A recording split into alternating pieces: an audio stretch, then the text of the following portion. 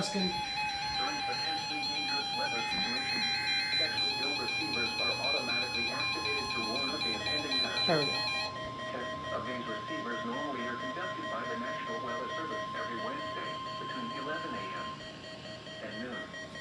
When there is a My threat voice? or existing severe weather in the area on Wednesday, This is NOAA Weather Radio. the first The available voice weather of your National Weather Service. reception of this broadcast The and the preceding warning alarm signal will was a vary at any test. given location.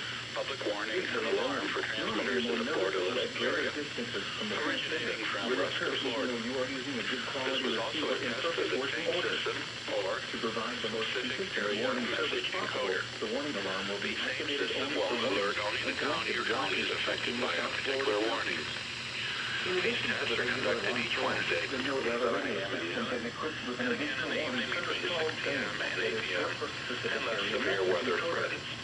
Unlike This the normal concludes a tone of weekly voice that test. you heard, We now return to instead regular of programming. alarmable NWR radios monitoring the station, AIM allows people with a special receiver to be notified of watches and or warnings affecting only the county desired.